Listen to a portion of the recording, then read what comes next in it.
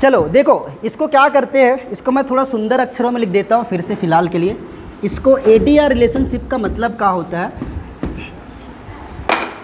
ध्यान देना, एनर्जी चाहिए ना, फुल कि धीरे पढ़ाऊँ? हाँ फुल ना।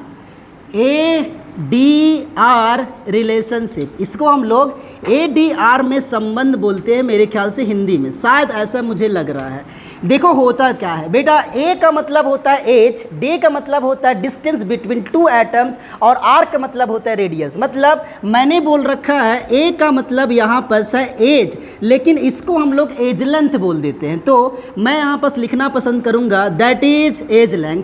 और D को हम लोग बोलते हैं डिस्टेंस बिटवीन टू एटम, मतलब कि दो एटम के बीच की दूरी, डिस्टेंस बिटवीन टू एटम।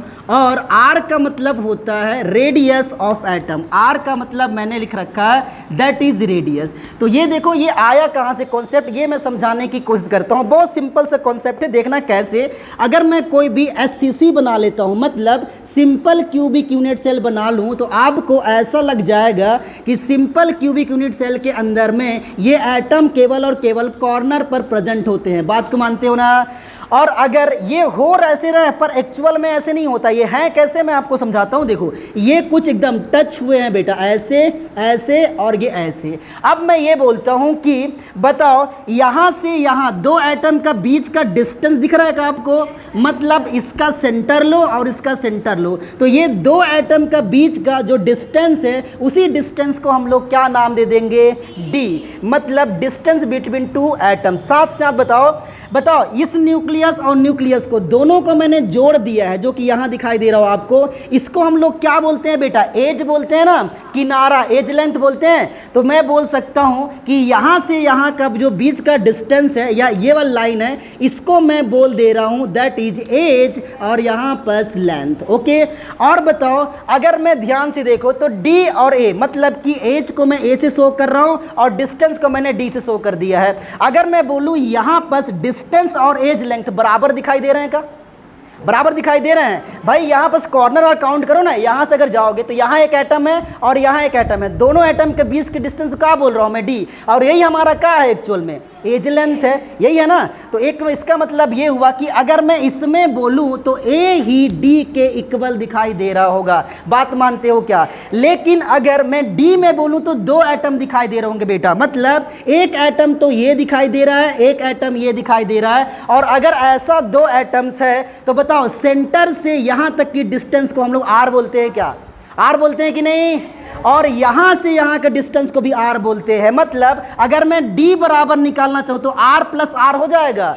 तो मतलब D इज इक्वल टू, मैं अगर चाहूं तो R plus R, that means A is equal to D, और यहां पर क्या लिख सकता हूं? 2R। ये तो कॉमन सी बात है कि R का क्या मतलब है, D का मतलब क्या है और A का मतलब क्या है। अभी इसी चीज को हम सबके लिए निकालने वाले हैं कि सिंपल क्यूबिक यूनिट सेल के लिए क्या होता है, BCC के लिए क्या होता है, FCC के लिए क्या होता है। तो पहले इसको थोड़ा सा एक बार कॉपी करो, फिर आपको SCC के लिए निकाल के दूंगा, बहुत सिंपल है। उसके बाद FCC निकालेंगे, थोड़ा टफ है, BCC बहुत टफ है।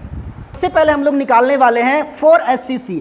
4SCC के लिए यही आएगा एक्चुअली, 4SCC मतलब सिंपल क्यूबिक यूनिट सेल के लिए। और ध्यान रखिएगा कुछ इस तरह से मैंने बना रखा है, ये मेरा सिंपल क्यूबिक यूनिट सेल होगा, जहां पर केवल और केवल कॉर्नर पर एटम प्रेजेंट होंगे, जो कि मैंने इस तरह से बना रखा है। बताओ बेटा, इसको अगर मैं बोलूं तो ये वाला डिस्टेंस को हम लोग क्या बोल देते हैं? D, और यही हमारा क्या है? A। इसका मतलब अगर सिंपल क्यूबिक यूनिट सेल के लिए बोलूं तो A ही किसके बराबर है? D। लेकिन इस D में दो एटम दिखाई दे रहे हैं क्या?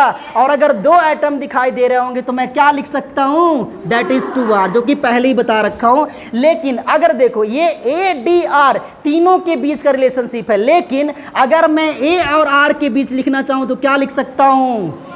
और अगर मैं इसको करना चाहूं तो A/2 is equal to R लिख सकता हूं कि नहीं? बता दो जरा। और अगर मेरा मन करे तो ऐसे भी लिख सकता हूं कि D इज इक्वल टू कितना होता है? 2R। तो बताओ D divided by 2 is equal to R हो जाएगा क्या? बात मानते हो? तो ये रिलेशनशिप आपको केवल इतना याद रखना है कि सिंपल क्यूबिक यूनिट सेल के लिए A एवं D इक्वल होते हैं, जबकि रेडियस उसके डबल होता है। तो एक कॉपी करो, इलाकी कॉपी कर चुके हो मेरे ख्याल से। आगे आपको FCC निकालते हैं, जो कि थोड़ी सी काम की चीजें हैं। 4 लिखो FCC।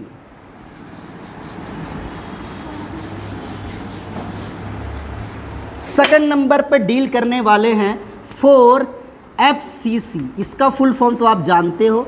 देखो फेस सेंटर का पहले आपको क्रिस्टल लैटिस समझना पड़ेगा कि स्ट्रक्चर बनता कैसे, यूनिट सेल है कैसे, और इसी के बेस पर हम लोग एक्सप्लेन करने वाले होंगे। तो मैं इस तरह से एक क्यूब बना दे रहा हूँ और क्यूब कुछ इस तरह से है भाई। अच्छा एक्चुअली बना नहीं है, पर ध्यान रखना इसके लेंथ एंड विड्थ सेम होंगे, पर दिख नहीं रहा है, पर हम लोग बना मान लेंगे ऐसा। तो मैंने इस तरह से कुछ बना रखा है। अब आपको क्या करना है बेटा, देखो फेस हम लोग ना फेस सेंटर के अंदर में क्या करेंगे, देखो पहले समझाते हैं। ये दीवार है, ये वॉल, इसको फेस कंसीडर करो, और इसके कॉर्नर पर एटम मतलब 1 2 3 और यहाँ पास 4 4 है ना बेटा। तो अपने को यहाँ से यहाँ डिस्टेंस तो पता है कि डी होता है, पता है ना, और 2 एटम्स होंगे। लेकिन एक खास बात ये है देखो कि भाई यहाँ से यहाँ के बीच का डिस्टेंस तो डी होता है, और इसी को हम लोग एज लेंथ ए बोल देते हैं। बात को मानते हो ना। लेकिन एक प्रॉब्लम आती है रेडियस के अंदर में। कैसे? क्योंकि face centre cubic unit cell के अंदर में एक एटम यहाँ पर प्रेजेंट हो जाता है। अब तुम मुझे ये बताओ, अगर मैं यहाँ पर जो 4 एटम्स थे उसी के बीच में एक एटम और डाल दूँ तो डिस्टेंस बढ़ जाएगा कि नहीं? बढ़ जाएगा ना। और डिस्टेंस बढ़े तो एज लेंथ भी चेंज होने की चांसेस है, और होगा तो रेडियस में कितना फर्क पड़ता है वो हम लोग देखने वाले हैं। तो देखो जरा बड़ा ध्यान से समझते हैं कैसे। बेटा इसको ना केवल मैं इसको निकालने के लिए, इसको बनाने के लिए, मतलब क्यूबिक यूनिट सेल का एक फेस को ना केवल मैं एग्जाम्पल के तौर पर ले रहा हूँ। यहाँ पर देखो कैसे, यहाँ पर है और यहाँ पर है, यहाँ पर है, यहाँ पर, और एक एटम यहाँ पर होगा। बात मानते हो कि नहीं? और इसको मैंने क्या करी है, एक दूसरे से मैच कर दिया है। और ये चाहे कितनों दूरी हो, लेकिन हम इसको ए तो बोलेंगे ही बोलेंगे, इसको भी क्या बोलेंगे ए, इसको भी ए और इसको भी ए। और यहाँ से यहाँ चीज़ को हम लोग एक चीज़ बोल के रखे थे, बताओ फेस डायगोनल। बात मानते हो कि नहीं? और यही फेस डायगोनल की वैल्यू अपने को कैलकुलेट करना है। क्यों? क्योंकि यहाँ तो 2 ही एटम थे, यहाँ कितने एटम आ चुके हैं? 3, और 3 एटम हो तो डिस्टेंस कुछ ना कुछ तो चेंज होना चाहिए। तो देखते हैं जरा किस तरह से होने वाला होगा बेटा। तो इसको मैं बोलता हूँ फेस डायगोनल। कहाँ पर लिख दूँ? शॉर्ट में लिख रहा हूँ FD, मतलब कि फिक्स डिपॉजिट। क्या है ये? Face diagonal. इसी को अपने को निकालना है। तो बेटा एक काम करते हैं, अगर आप कभी भी ट्रायंगल कैलकुलेट कर रहे होगे तो एक थ्योरम यूज करी जाती है, और उस थ्योरम को नाम देते हैं पाइथागोरस थ्योरम। बात मानते हो कि नहीं? 100% मानते हो।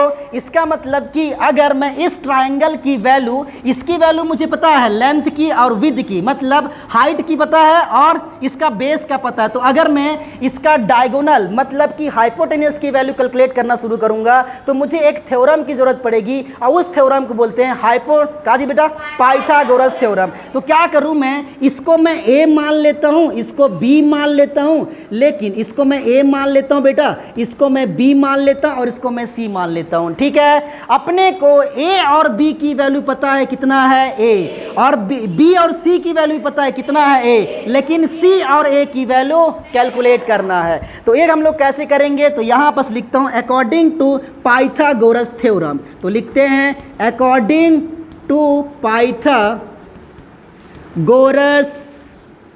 थ्योरम। बताओ पाइथागोरस थ्योरम के अकॉर्डिंग क्या बोलते हैं बेटा? यहाँ पोस्ट होता है हाइपोटेनियस का स्क्वायर, या उसको परपेंडिकुलर ही बोलते हैं। मैं क्या लिखूं? विकर्ण लिखूं?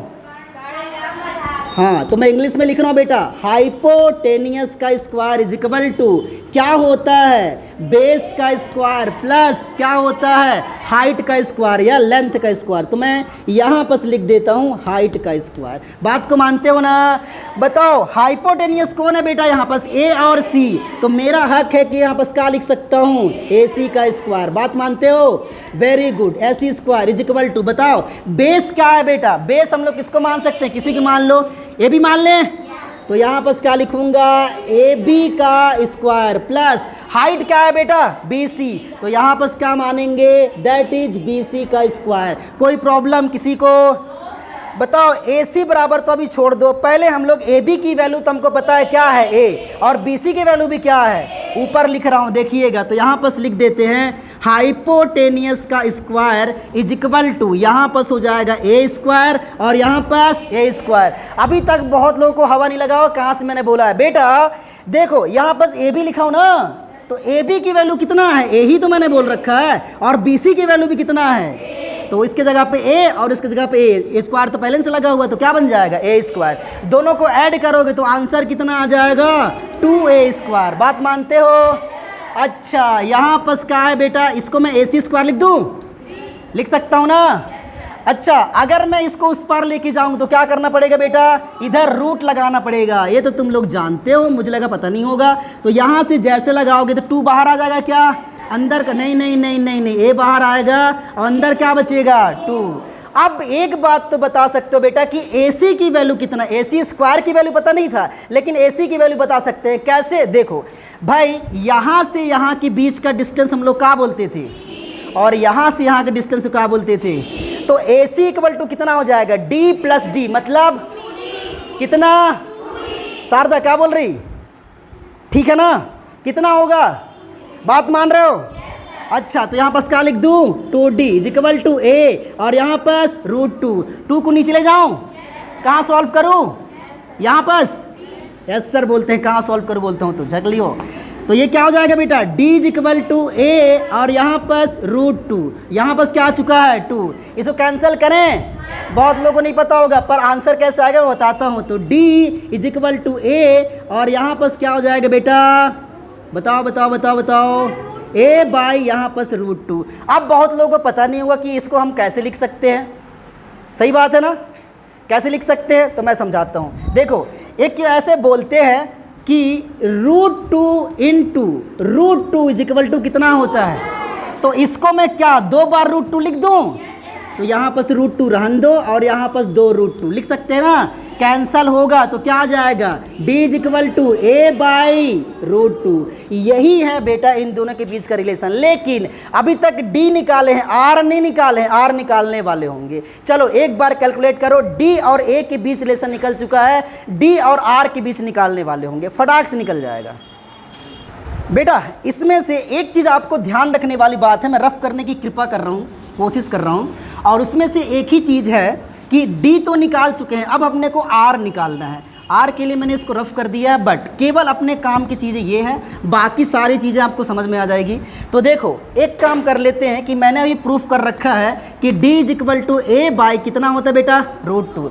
एक चीज़ समझने की कोशिश करना कि हमने एक काम कर लिया कि D इक्वल टू कितना होता है बेटा, पहले सॉल्व कर रखे हैं, D इक्वल टू 2R, तो D इक्वल टू में 2R रख सकता हूँ क्या, तो क्या बन जाएगा यहाँ पास 2R इज इक्वल टू ए और यहाँ पास क्या आ जाएगा √2 को नीचे लेके चले जाऊँ क्या, अगर आप सॉल्व करना चाहोगे तो क्या बन जाएगा मेरे बच्चों, R इज इक्वल टू यहाँ पास ए और ये 2 और यहाँ पास √2, दैट इज एग्जैक्ट आंसर। लेकिन मैं क्या बोल रहा था, अगर आप ये जो डिस्टेंस को देखोगे ना तो ये डिस्टेंस हमने कहाँ से निकाला है, यहाँ से निकाला है, कहाँ से बेटा, यहाँ से ना।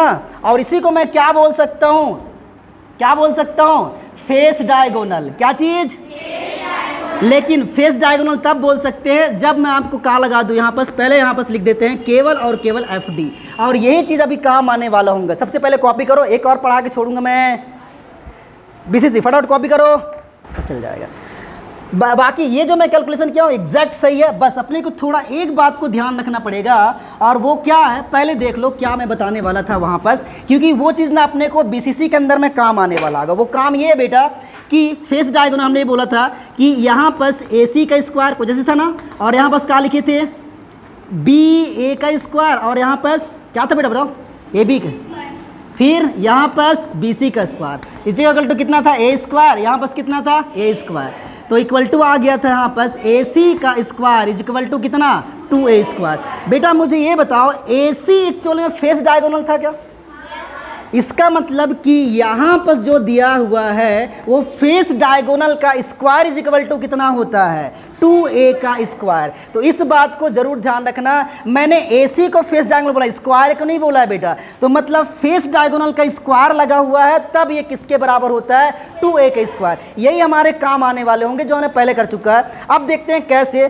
तो सबसे पहले लिखते हैं 4BCC, क्या बेटा 4BCC मतलब बॉडी सेंटर के लिए, तो थर्ड है। और यहाँ पर मैं लिखने वाला हूँ 4 body centre cubic unit cell. Body centre cubic unit cell में प्रॉब्लम्स क्या आता है, देखो हम लोग इसके लिए फाइंड आउट करते हैं बॉडी डायगोनल कहाँ से आता है बेटा, वहाँ कॉर्नर और नीचे वाली कॉर्नर, दोनों को क्या करना है, मैच करना है। जब दोनों कॉर्नर को आप मैच करोगे तो इसी को हम लोग क्या बोलते थे, बॉडी डायगोनल। मतलब यहाँ समझ में नहीं आएगा पर मैं समझाने की कोशिश करूँगा। देखो कैसे, इसको 3D में इमेजिन कर लेंगे, लेकिन body centre cubic unit cell के लिए पब्लिक्स ऐसा बोलते हैं कि ये कुछ इस तरह से होता है, जैसे मैंने बना दिया कॉर्नर पर, और साथ ही साथ एक कहाँ पर होगा बेटा, बॉडी सेंटर पर ये दिखेगा नहीं, ये बिल्कुल नहीं दिखेगा। एक्चुअल में ये लाइन ऐसे है और इसी को हम लोग क्या बोल देते हैं, बॉडी डायगोनल। इसी की वैल्यू अपने कैलकुलेट करना है। पर देखना कैसे कैलकुलेट कराता हूँ ना बेटा, इमेजिन करो। देखो वहाँ से मुझे यहाँ आना है, कहाँ से, उस कॉर्नर से इस कॉर्नर तक। अगर मुझे ऐसे जाना है तो आपको क्या करना पड़ेगा कि आपके पास दो तरीके हैं। पहले आप वहाँ से नीचे उतरो, ठीक है, उसके बाद चल के आ जाओ। मतलब वहाँ से आपको एज लेंथ पता हो जाएगा और उसके बाद फेस डायगोनल पता हो जाएगा। समझ में आया क्या बोल रहा हूँ मैं, क्लियर है, एग्जैक्ट नहीं, फिर से रिपीट करता हूँ, रुक जाओ। यहाँ से ऊपर तक जाना है बेटा तो दो रास्ते हैं, या तो आप ऐसे उतरो फिर आ जाओ, या फिर आप वहाँ से पहले ना जाओ फिर उतर जाओ। बात तो वही होगी ना। मतलब कि अगर मुझे बॉडी डायगोनल की वैल्यू कैलकुलेट करना है तो एक ट्रायंगल क्रिएट होगा यहाँ से ये वाली, ऐसे होगा ना, जो कि बनेगा एज लेंथ का स्क्वायर प्लस फेस डायगोनल का स्क्वायर और ये वाला बॉडी डायगोनल का स्क्वायर। बात मानते हो ना। लेकिन इसको यहाँ बना नहीं सकते हैं, पर समझने की कोशिश करना। देखो सेम चीज़ मानते हैं कि अगर मुझे यहाँ से यहाँ जाना है तो सबसे पहले मैं क्या करूँगा, यहाँ से ऊपर चढ़ूँ, कुछ गड़बड़ तो नहीं हो गया, नहीं, यहाँ से पहले मैं यहाँ जाऊँ, ठीक है बेटा, इसको हम लोग क्या बोल के रखते हैं, फेस डायगोनल, और फिर मैं यहाँ से कहाँ आ जाऊँ, यहाँ पर, जिसको हम लोग क्या बोलते हैं, एज लेंथ। बात मानते हो ना। इसका मतलब ये हुआ कि अगर यहाँ पर देखोगे तो ट्राइंगल क्रिएट हो जाएगा, ये वाली और ये वाली। बात मान रहे हो नहीं। ये क्या था, बॉडी डायगोनल, ये क्या है, एज लेंथ, और ये क्या है, फेस डायगोनल। एबीसी क्रिएट करो फिर यहाँ से। तो किसको मान लो बताओ, ए मान लिया, सी मान लिया और इसको बी मान लिया। तो बताओ यहाँ पर सेम अकॉर्डिंग टू क्या करना पड़ेगा, पाइथागोरस थ्योरम। बताओ ये थ्योरम कहता क्या है बेटा, क्या बोलता है, AC का स्क्वायर कैसे होगा, अभी ट्रायंगल क्या कौन सा, हाइपोटेनियस कौन सा है, AB। तो क्या बन जाएगा यहाँ पर, AB का स्क्वायर इज इक्वल टू क्या बेटा, BC का स्क्वायर। तो यहाँ पर लिखो BC का स्क्वायर प्लस यहाँ पर क्या, AC का स्क्वायर। एक काम और कर लो, इसको मैं AB को क्या लिख सकता हूँ बेटा, बॉडी डायगोनल का स्क्वायर लिख सकता हूँ कि नहीं। तो बॉडी डायगोनल का स्क्वायर, BC को क्या लिख सकता हूँ बेटा, फेस डायगोनल का स्क्वायर। बात मानते हो क्या। और plus AC square is equal to क्या लिख सकता हूँ, एज लेंथ का स्क्वायर, मतलब कि A का स्क्वायर। बात मानते हो 100%।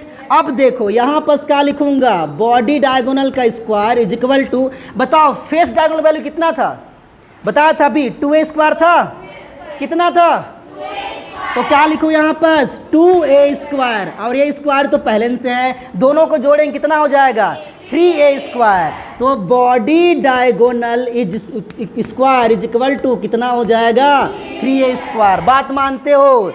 अच्छा अब हम समझते हैं कि बॉडी डायगोनल में कितनी वैल्यू, पहले रूट को उस पार लेके जाएं तो क्या हो जाएगा बेटा, इस स्क्वायर को उस पार लेके जाओ तो body diagonal is equal to यहाँ पर रूट A बाहर आ जाएगा, क्या A बाहर आएगा ना, तो A और यहाँ पर क्या बन जाएगा √3। कोई दिक्कत, कोई परेशानी।